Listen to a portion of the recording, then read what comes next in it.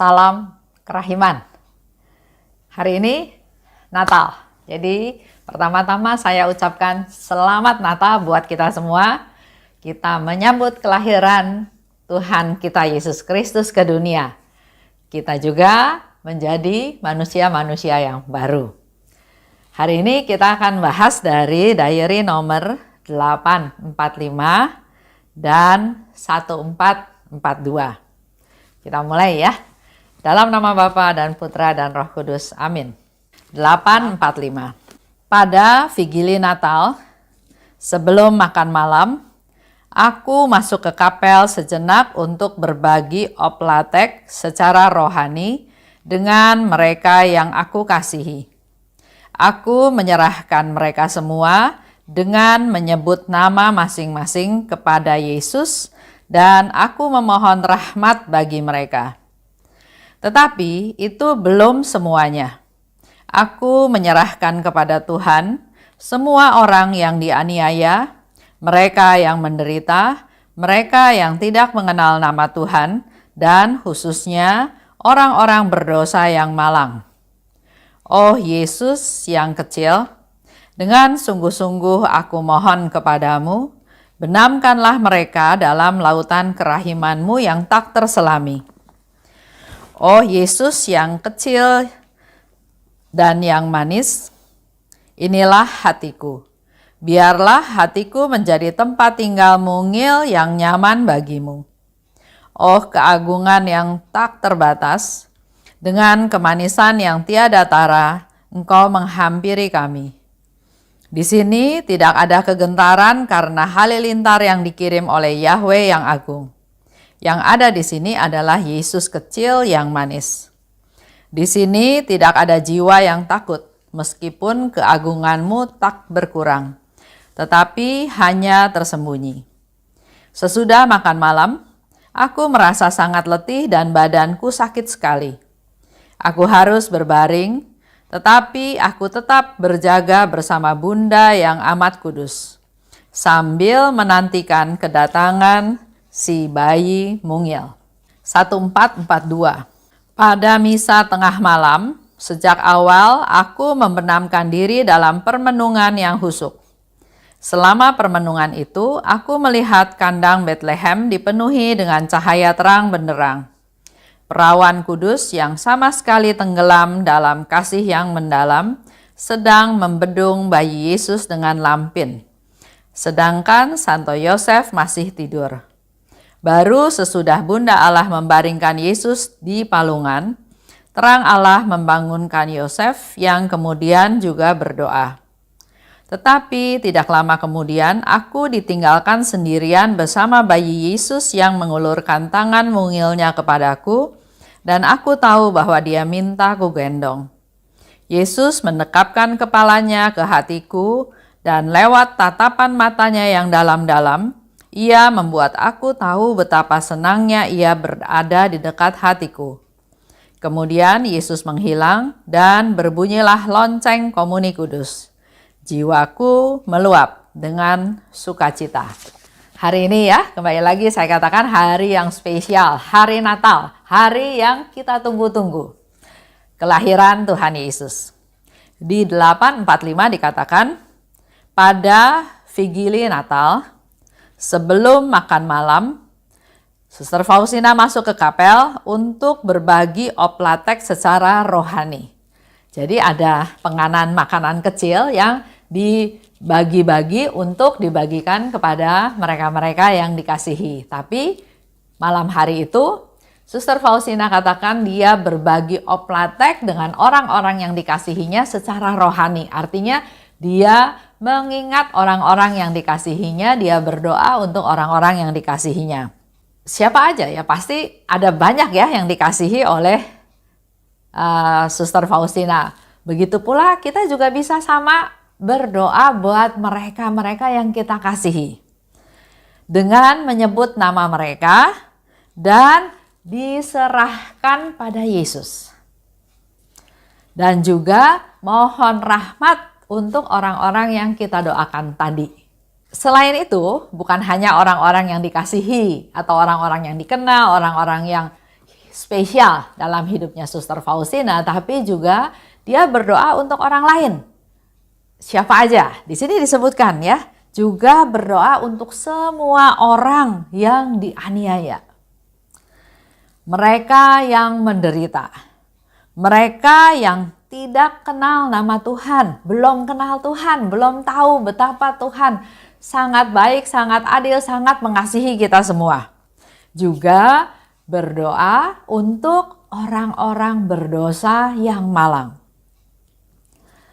Jadi Suster Faustina mengajarkan kita untuk berdoa untuk orang-orang yang kita kasihi, orang-orang dekat kita. Tapi jangan lupa, kita juga perlu berdoa untuk orang-orang lain. Kita berdoa syafaat untuk orang-orang yang sangat membutuhkan Tuhan. Membenamkan mereka dalam lautan kerahiman Tuhan yang tidak terselami.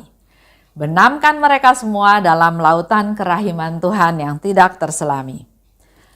Kalau kita ingat dalam novena kerahiman ilahi, setiap hari Yesus selalu mengajarkan kita bagaimana caranya kita mempersembahkan kelompok jiwa-jiwa tersebut. Yesus selalu katakan, benamkanlah mereka dalam lautan kerahimanku. Jadi dia minta kita membenamkan orang-orang yang kita doakan dalam lautan kerahimannya Tuhan. Di sini Suster Faustina justru berdoa pada Yesus, benamkan mereka Tuhan, orang-orang yang kukasihi, orang-orang yang sangat membutuhkan rahmat-Mu, orang yang dianiaya, orang yang menderita, yang belum kenal Tuhan, yang berdosa. Suster Faustina justru minta Yesus membenamkan mereka dalam lautan kerahimannya Tuhan, sehingga dikatakan, benamkan mereka dalam lautan kerahiman-Mu yang tidak terselami. Sesudah makan malam, Suster Faustina merasa sangat lelah. Memang dia sedang sakit ya. Badannya sakit sekali dan dia mau nggak mau harus berbaring. Saya pernah dengar juga cerita ya, adik saya atau orang yang urat kejepit ya, katanya gerak sedikit aja sakit sekali. Harus berbaring pun nggak bisa nyaman, tetap merasa sakit. Penderitaan orang yang sedang sakit itu betul-betul sakit sekali. Tapi aku tetap berjaga bersama Bunda Kudus. Jadi walaupun Suster Faustina dalam keadaan yang sakit parah, bahkan dia harus berbaring, tapi dia tetap berjaga bersama Bunda yang Kudus sambil menantikan kedatangan bayi Yesus yang mungil. Jadi momen kelahiran Yesus, kedatangan Yesus ke dunia itu sangat dinanti-nantikan oleh Suster Faustina. Menunggu Yesus lahir ke dunia. Lanjut di 1442. Pada misa tengah malam, dulu waktu saya masih SMP, SMA ya, waktu masih di Bandung, kalau ke katedral, biasanya misa yang paling malam, yang jam 12 malam. Tapi kalau sekarang udah nggak ada ya. Bahkan sekarang kita-kita yang seumur kita ini bahkan sudah tidak boleh pergi ke gereja. Tidak bisa mengikuti misa secara offline. Dikatakan oleh Suster Faustina, pada misa tengah malam dalam permenungan. Artinya di dalam perayaan Ekaristi dia juga memanfaatkan waktu yang ada untuk hening, untuk merenung. Aku melihat kandang Betlehem dipenuhi cahaya terang benderang. Kalau kita ke misa Natal juga biasanya ada kandang Natal, ada bintang, ada patung ya, tampilan Bunda Maria, Yosef, Yesus di palungan, juga ada para gembala dan juga ada unta kalau di tempat gereja saya, dan juga ada gambaran domba-domba. Di sana Suster Faustina lihat perawan kudus sedang membedung bayi Yesus dengan lampin. Biasa ya, bayi kalau baru lahir atau masih sangat muda, memang biasanya dibedung dengan kain lampin supaya hangat. Sedangkan Santo Yosef masih tidur katanya. Baru setelah Bunda Allah membaringkan Yesus di palungan, jadi setelah dibungkus dengan lampin, aman, secure, hangat, Yesus itu ditaruh di palungan. Baru terang Allah membangunkan Yosef dan kemudian juga dia berdoa. Kalau kita bayangkan lagi peristiwa tersebut, Bunda Maria walaupun masih muda, walaupun belum pengalaman, tapi dia melakukannya sendiri. Dia sungguh-sungguh berserah pada Tuhan, dia yakin ada penyertaan Tuhan sehingga semuanya berjalan dengan baik. Tidak lama kemudian, aku ditinggalkan sendirian, kata Suster Faustina ya, bersama bayi Yesus yang mengulurkan tangannya kepadaku. Aku tahu dia minta digendong. Jadi memang kita manusia perlu peka, perlu kepekaan karena ada hal-hal yang tidak dikatakan. Tapi melalui bahasa tubuh, melalui bahasa isyarat, kita tahu apa yang dibutuhkan oleh orang-orang yang ada di sekitar kita. Seperti yang Suster Faustina alami, dia tahu bahwa bayi Yesus ini minta digendong. Yesus mendekapkan kepalanya ke hatiku, lewat tatapan matanya, ia membuat aku tahu betapa senangnya ia berada di dekat hatiku. Waktu Yesus digendong, dipeluk di dekat hatinya Faustina, dia melihat matanya Yesus satu pancaran yang menunjukkan betapa senangnya dia dalam pelukan Suster Faustina. Nah, ini juga mungkin bisa jadi pertanyaan buat kita semua. Kira-kira tatapan mata seperti apa yang Yesus berikan kepada kita semua pada saat kita menantikan, memeluk kedatangan Yesus. Kemudian Yesus menghilang dan berbunyilah lonceng komuni kudus. Dan jiwaku meluap dengan sukacita. Jadi sekali lagi banyak sekali peristiwa, keadaan, penglihatan yang dialami oleh Suster Faustina dalam komuni kudus. Sekarang mungkin boleh menjadi refleksi buat kita semua. Apa makna Natal tahun 2020 untuk kita semua? Pasti beda ya dengan Natalan tahun yang lalu. Kalau Natalan tahun yang lalu, sebelum Natal mungkin kita sudah rencana memanfaatkan waktu liburan yang panjang, kita jalan-jalan dengan keluarga karena enggak semuanya bisa libur dengan waktu yang sama, ada kebersamaan, ada kepedulian, ada apa yang kita bisa rencanakan bersama-sama. Contoh tahun lalu Tuhan memberkati kami semua sehingga menjelang Natal kami bisa pergi bersama-sama keluarga besar dengan papa, mama, dan saudara saya, 6 saudara, juga dengan ada om, ada tante, adiknya dari mama ya, kita ber-30 orang bisa pergi bersama-sama. Dalam keadaan sehat semuanya, karena memang satu keluarga besar itu kita bisa pergi bersama-sama. Kalau diingat lagi itu sungguh rahmat Tuhan yang Tuhan berikan kepada keluarga besar kami. Papa, mama, saya 6 saudara, dengan anak-anaknya, juga dengan mantu, kalau saya dengan cucu ya, jadi kita bisa pergi luar biasa. Itu momen yang sangat indah yang Tuhan berikan buat kita semua untuk berkumpul bersama-sama, bergembira bersama-sama, dan memang menjelang Natal. Karena pada hari Natal kita semua punya komitmen ada di paroki masing-masing. Usahakanlah bisa ke gereja pada waktu masa Natal tersebut. Mungkin ada orang lain lagi yang Natalan itu bikin pohon Natal yang bagus, yang besar. Kalau di keluarga-keluarga yang masih anaknya kecil-kecil dulu ingetnya Natalan itu selain menghias pohon Natal, ada kado Natal, ada pakaian baru, ada kumpul-kumpul, ada cross kado, ada berbagi makanan, kue, saling mengirim, saling memperhatikan, saling memberikan ucapan. Ada hal lain lagi juga yang mungkin kita lakukan. Dan yang sekarang kita perlu lakukan adalah mari kita hening. Mari kita merenung. Apa rencana Tuhan untuk saya dalam Natal 2020 ini. Untuk saya, untuk keluarga saya, untuk pelayanan saya, untuk aktivitas saya, untuk tujuan hidup saya selanjutnya. Kita renungkan bersama-sama. Apalagi di Jakarta ya, saya sudah dengar cerita bahwa sekarang masa PSBB itu diperketat lagi. Bahkan yang saya tahu sejak tanggal 18 Desember, orang yang keluar masuk Jakarta itu harus ada rapid test. Jadi nggak bisa sembarangan orang keluar masuk. Yang berikut, sudah ada pengumuman, tidak boleh ada kumpul-kumpul merayakan Natal dan Tahun Baru bersama-sama. Harus tetap ingat protokol kesehatan. Jadi artinya kita lebih banyak waktu di rumah. Mari kita hening, merenung,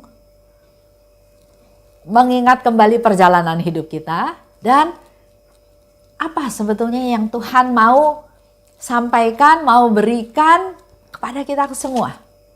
Pasti pribadi lepas pribadi berbeda-beda.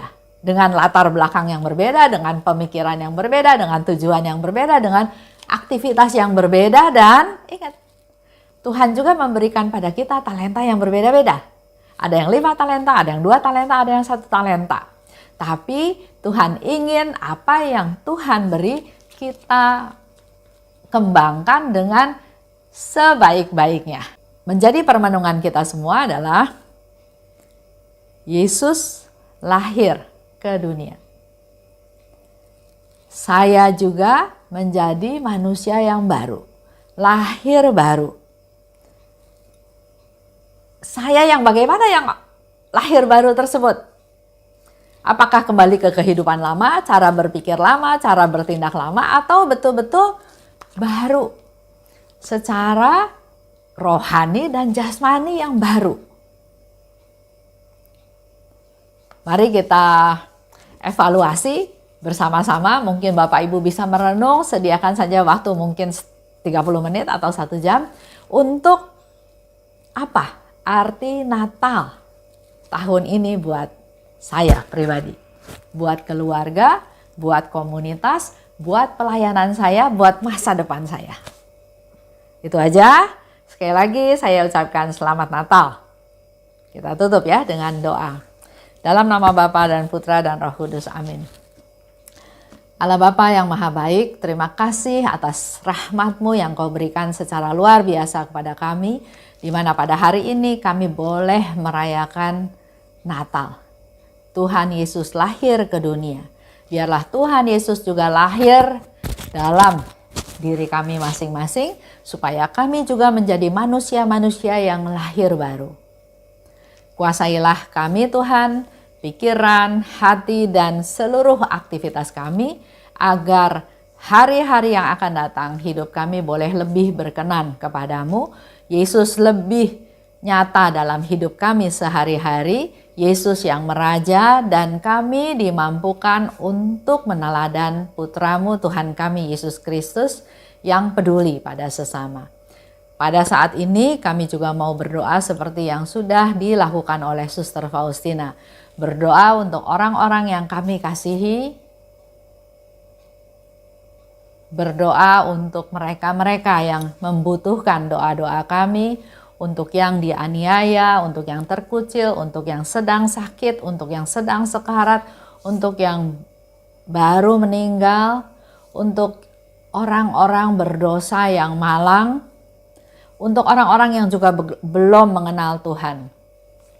Kiranya pada saat ini Tuhan, kami persembahkan seluruh jiwa-jiwa tersebut sebagai hadiah Natal kepada Putramu Tuhan kami Yesus Kristus, agar jiwa-jiwa tersebut mendapatkan rahmat berkat daripadamu.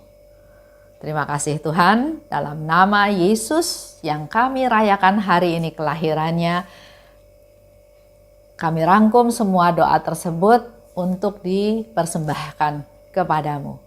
Kemuliaan kepada Bapa dan Putra dan Roh Kudus, seperti pada permulaan, sekarang, selalu dan sepanjang segala abad. Amin. Dalam nama Bapa dan Putra dan Roh Kudus. Amin. Salam kerahiman. Selamat Natal.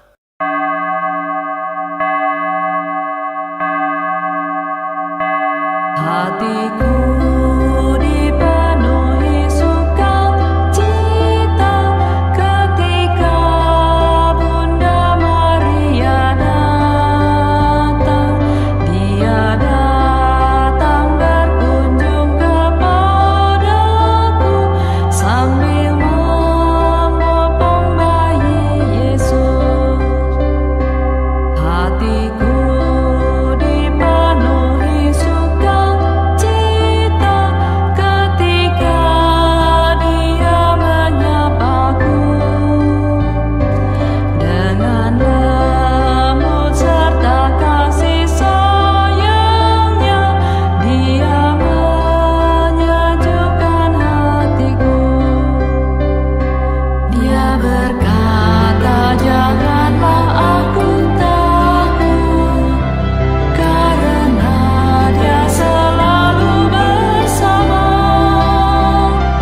Terima kasih ya Yesus, karena Engkau memberikan Bundamu padaku.